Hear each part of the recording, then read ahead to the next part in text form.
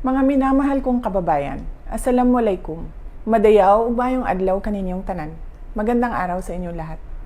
Taong 2017, personal kong nakita nag-aagaw buhay sa hospital ang isang biktima ng pinasabog na improvised explosive device ng mga NPA sa Mandog, Davao City. He was struggling and choking with his own blood.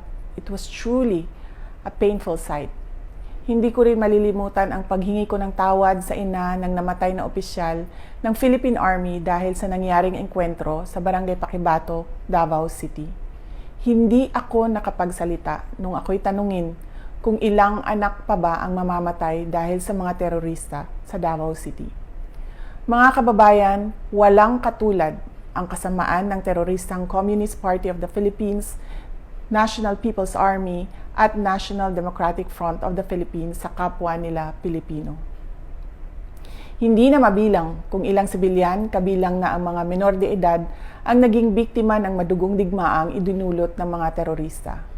Maraming batang estudyante ang hindi nakapagtapos ng pag-aaral dahil dinala sila sa bundok upang maging armadong terorista. Hindi na rin mabilang ang mga barangay captains, kagawad, security volunteers, pulis at sundalo na nagbuwis ng kanilang buhay para protektahan ang ating mga komunidad. Nananawagan ang kanilang mga pamilya ng hustisya, subalit hindi ito makakamit kung bibigyan natin ang mga teroristang grupo ng amnestiya sa pamamagitan ng Proclamations 403 at 404.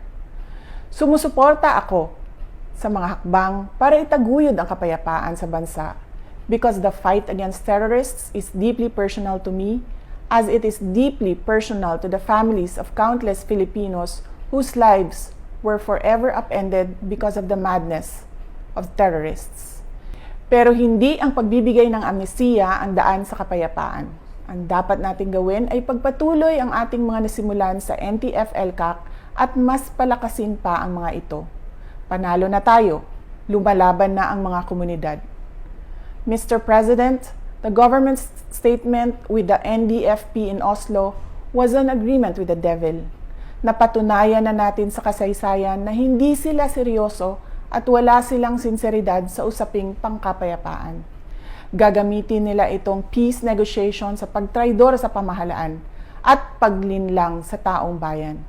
We appeal to your power to review these proclamations and agreements. Apo BBM, sana po ay isalang-alang natin ang ating mga komunidad na naging pugad ng mga terorista sa mahabang panahon na ngayon ay lumalaban na at tumutulong sa pamahalaan.